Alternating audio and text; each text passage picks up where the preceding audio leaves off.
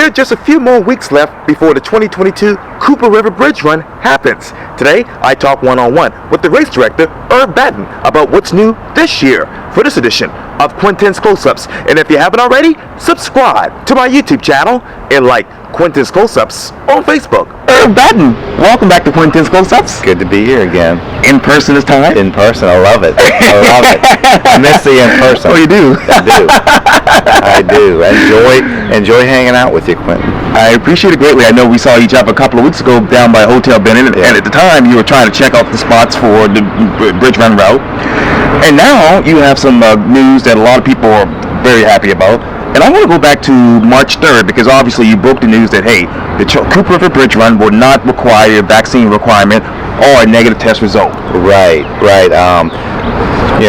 With the way things have been developing and opening up, and with the medical advice and stuff, we're just going to back off on that. We don't have to do proof of vaccination or a negative test at the race or at the expo. So hopefully things keep on going this way in the next couple of weeks. Yes, indeed. And speaking of weeks, what mile are you on right now as race director? I know your finish line is the race day. Right. What mile are you on right now? Oh my gosh, it's about 2.5 going up that hill, the bridge. Because once you get to the tippity top, it's all downhill. But we still got a couple weeks to go. Who has been in the past couple of weeks as race director? Say that again.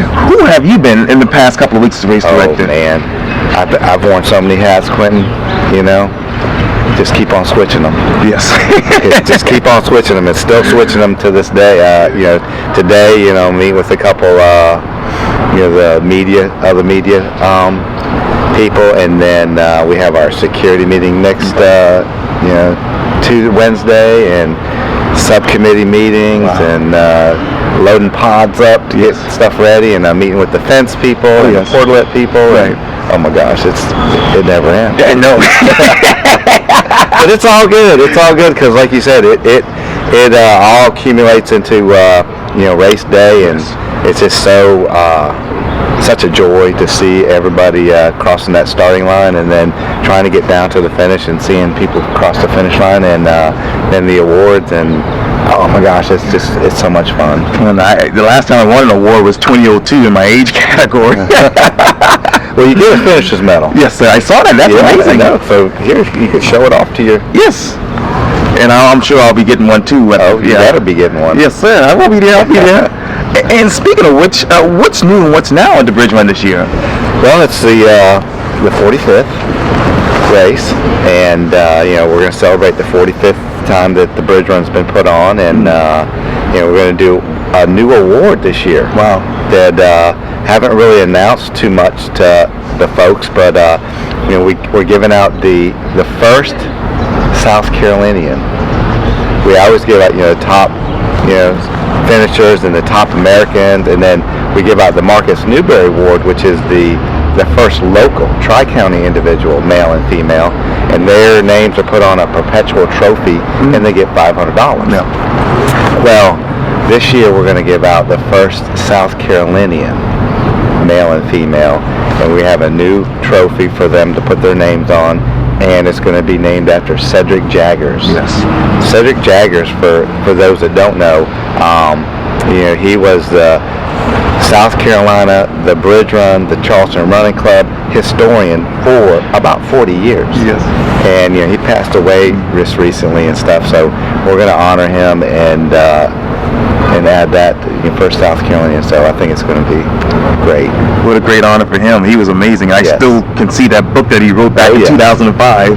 Yeah. Speaking of history, Irv, what is the biggest difference from 45 years ago to right now when you think of the Cooper River Bridge Run? Wow, there's so many things there. The big difference is it was on a Sunday the first time. There were about 100 people. Yes. I believe it was like $4. What? I'll have to look it up. I don't know off the top of my head, but I think it was about $4. $4 or $5, and then I don't know if there was you could get a shirt if you wanted a shirt. Really? Yeah, and I have got some cool stories about the first race, but the 45th.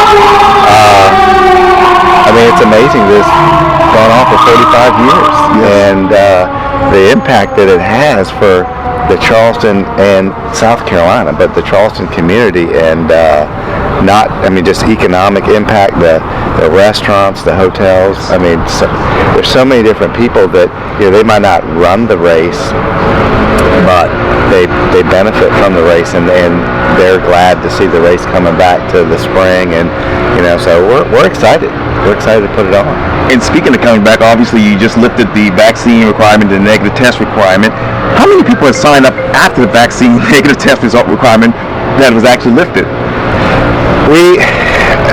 It's hard to tell.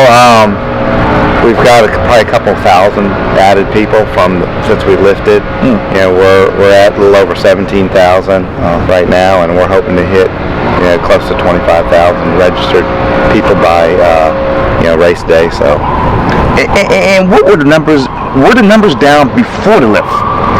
Not really. I mean, the big issue is that it was just in September, and I think that a lot of people are like, well, I just did it.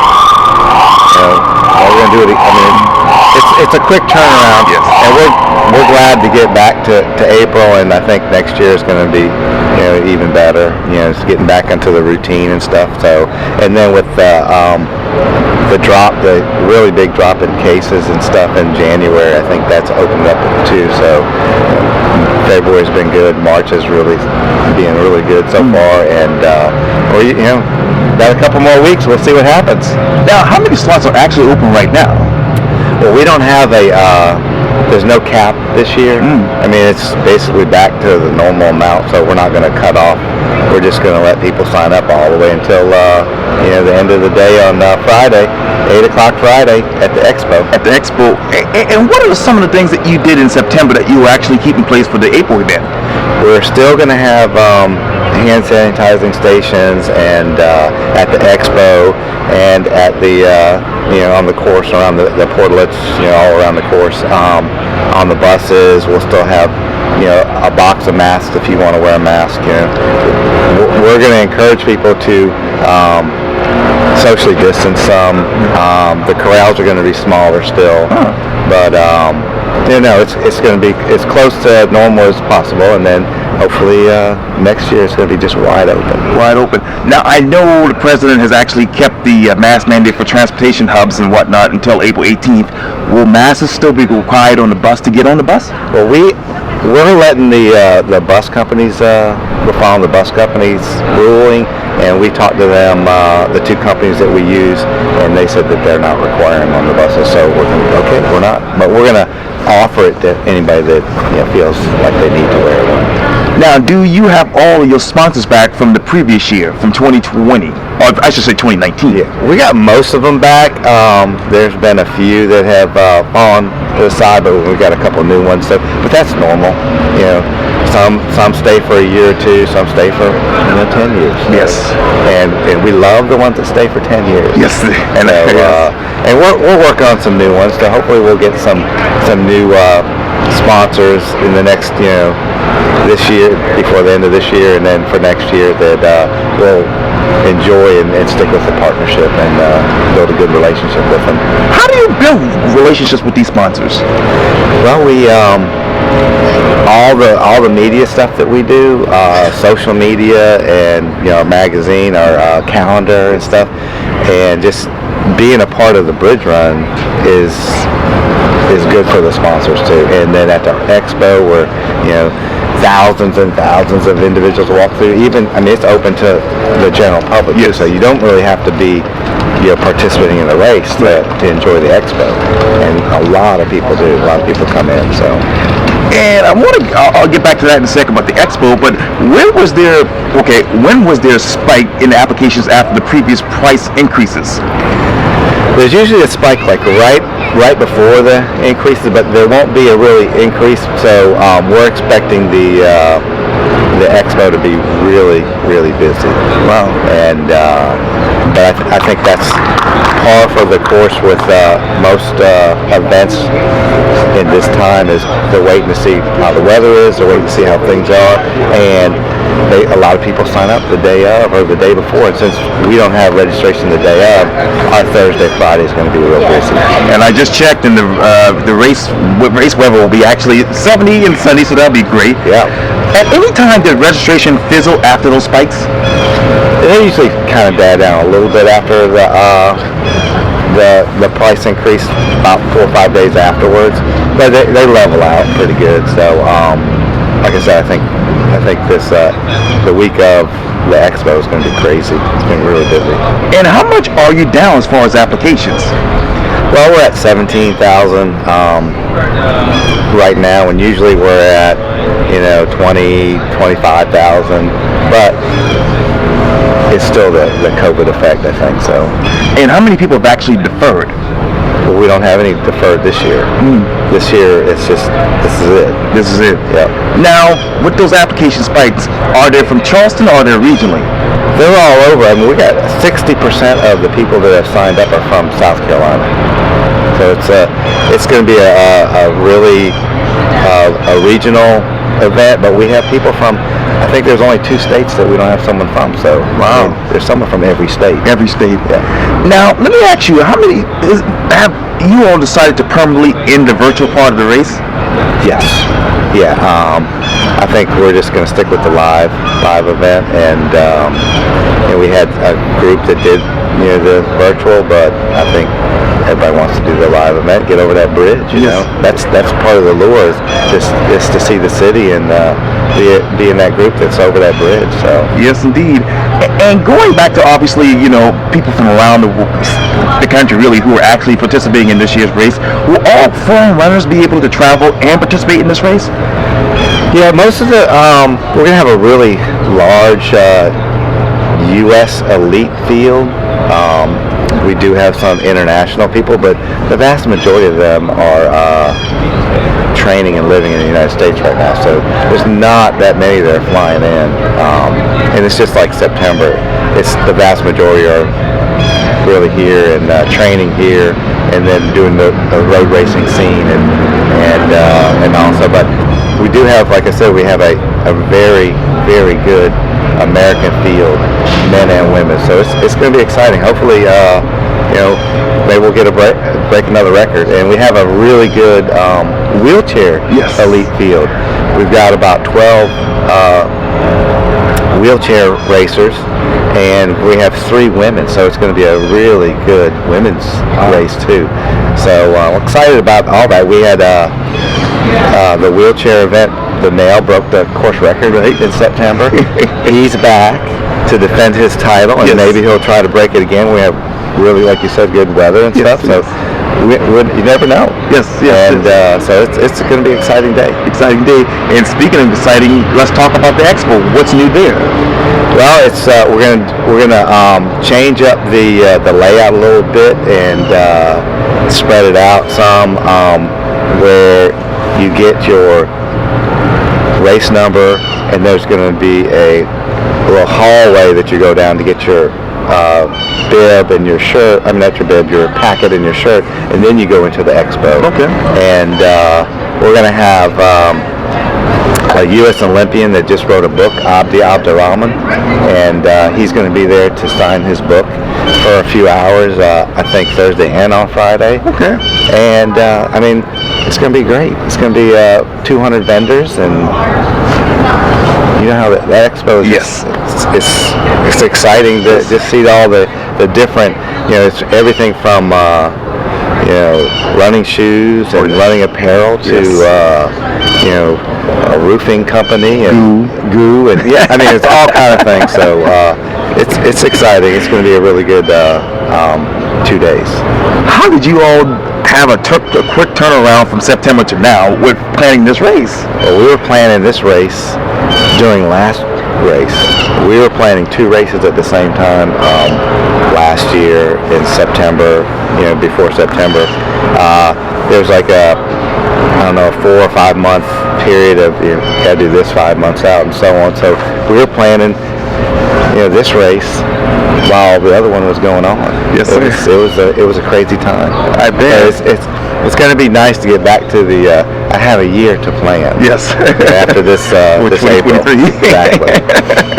Now, going back to the vaccine requirement, Irv, I know you didn't personally make that decision because you're just the race director. But was the vaccine requirement and the negative test requirement necessary? Well, it was the right thing to do at the time, I think.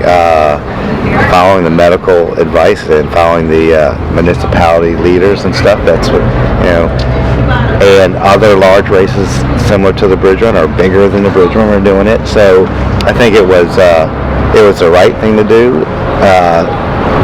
Some people didn't like it and all, but I think it was the right and the safe thing to do. So we followed the advice of the medical experts. Now, what advice did you follow from the medical experts to lift those requirements?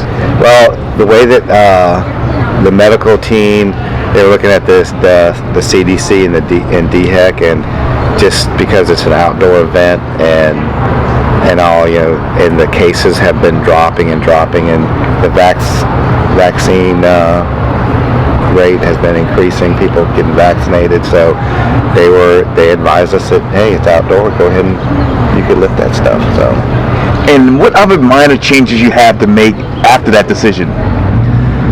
Wasn't really that much of just kind of a little bit less that we had to worry about, and checking, having extra people to check vaccination cards at the bid pickup, and I think it's just going to be a smoother flow through the expo, and hopefully it won't be any traffic jams and stuff and all, but it just depends on when people show up. But yes, I think it'll be a smoother flow through the expo.